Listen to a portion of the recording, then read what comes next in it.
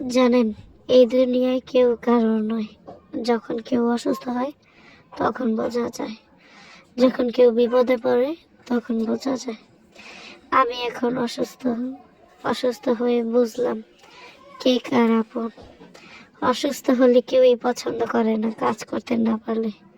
কাজ করে খাওয়াইতে পারলে সবাই ভালো লাগে, কাজ করতে না পারলে সবারই খোঁচা মারা কথা শুনতে হয়। কি আর বলবো, পরিস্থিতি মানুষকে সব কিছু শেখায়। এখন বর্তমানে এখন বুঝতেছি যে কে কার আপন। দুনিয়াতে বাবা মা আর নিজের স্বামী ছাড়া কেউই আপন হয় না। একমাত্র স্বামী দুঃখ বোঝে আর বাবা মা কষ্ট বোঝে।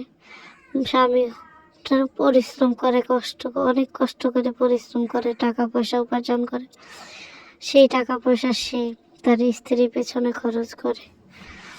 জীবন দিয়ে সে যতটুকু পারে ততটুকুই চেষ্টা করে তার স্ত্রীকে সুস্থ করার জন্য টাকা পয়সা ভাঙে।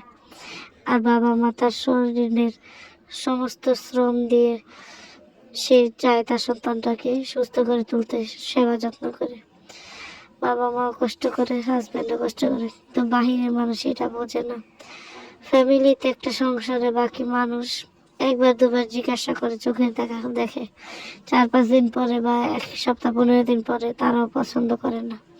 1 দিন 2 দিন কারই ভালো লাগবে, বারবার এই অসুস্থতা দেখতে কারোরই পছন্দ হয় না। তাই আর কি, দুনিয়াতে স্বামী আর বাবা মা ছাড়া কেউ আপন না। আর আপনারা সবাই হাজব্যান্ডকে সম্মান করবেন, হাজব্যান্ডকে ভালোবাসুন। কারণ একটা অসুস্থ হলে বা মৃত্যুর আগ পর্যন্ত শেষ যে মানুষটা পাশে থাকে সে হলো হাজব্যান্ড। বাবা মার থেকে বেশি পাশে থাকে। বাবা মাও মনে হয় এতটা কেয়ার করে না যতটা কেয়ার একটা হাজব্যান্ড করে। একটা হাজব্যান্ডের মতো পুরুষ, মানে ভালো হাজব্যান্ড হলে তার মতো পুরুষ আর কিছুই হয় না, তার মতো মানুষ আর দুনিয়াতে কিছুই হয় না। একমাত্র সেই এক ব্যক্তি যে নাকি স্ত্রীর সম্পূর্ণ কষ্ট দুঃখ সব কিছু বোঝার চেষ্টা করে। আর যদি ভালো না হয়, স্ত্রীকে না বোঝে, ওইসব মহিলাদের কপালে অনেক কষ্ট, পুরুষদের কপালে অনেক কষ্ট থাকে। প্রথম স্ত্রীকে বোঝে না, কিন্তু যখন দ্বিতীয় আরেকটা বিয়ে করে তখন ওই স্ত্রী যখন অনেক কষ্টতে জ্বালাতন করে তখন সে বুঝতে পারে যে আমার প্রথম স্ত্রী ঠিক ছিল। সবাই বোঝে না, যারা বোঝে তারা প্রথম থেকে তার স্ত্রীকে সম্মান করে, ভালোবাসে এবং আগলে রাখে। আমি সেই সবার মধ্যে একজন ভাগ্যবান নিজেকে মনে করি। আমার এই পর্যন্ত প্রত্যেকটা যত অসুস্থই হয়েছি না কেন, প্রত্যেকটা বিপদে সে আমার পাশে থাকছে। প্রতিটা বিপদে সে আমার কষ্টে আমার নিজের কষ্টে সে নিজের কষ্ট মনে করছে। অনেক যথেষ্ট চেষ্টা করে আমাকে সুস্থ করার জন্য, অনেক কষ্ট করে, অনেক টেনশন করে। সে নিজেও অসুস্থ হয়ে পড়ে আমার নিজের টেনশনে। এখন আর কি বলবো, পরিস্থিতি মানুষকে সবকিছু শেখায়। আর এই যে এখানে আমার আম্মা আজকে রান্না করতেছে মুরগির মাংস আমার জন্য।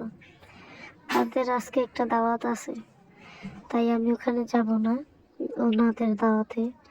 এই কারণে আমার জন্য বাসায় মুরগি রান্না করে দিয়ে যাচ্ছে, যাতে আমি কষ্ট না পাই, বাসায় খাই। আমি বলছি যে খাবো না, তারপর বলতেছে না, তুমি না গেলে তুমি বাসায় খাইবা, আমাদের খারাপ লাগবে, তোমাকে রেখে খাইতে আমাদেরও ভালো লাগবে না।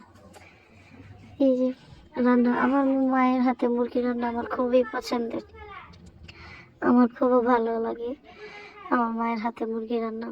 আমার বাসায় যখন আমি শ্বশুর বাড়িতে চলে যাই, ওইখান থেকেও মাকে মাঝে মধ্যে ফোন দিয়ে বলি, আম্মা মুরগি মাংস রান্না করে পাঠাও। যখন বাবার বাড়িতে আসি তখন এখানে এসে ওইখান থেকে তরকারি নিয়ে যাই বাসায় খাওয়ার জন্য। কারণ এত ভালো লাগে, আম্মার হাতের প্রতিটা রান্নাই আমার ভালো লাগে। আম্মা যা রান্না করে তাই আমাদের ভালো লাগে খাইতে। আমাকে জিজ্ঞাসা করছিল যে মুরগি মাংস কি ভুনা খাবে না আলু দিয়ে তরকারি খাবে। তখন বললাম যে তুমি আলু দাও, নতুন আলু কয়েকটা দাও, আমার নতুন আলু দিয়ে মুরগি ভালো লাগে, দেশি মুরগি। এটা হলো পাকিস্তানি লাল মুরগি, যে ওই রকম দেশি মুরগি না, ওইসব দেশি মুরগি সহজে পাওয়া যায় না। এখন মানুষ ওই দেশি মুরগিটা কম পালে। দেশি মুরগি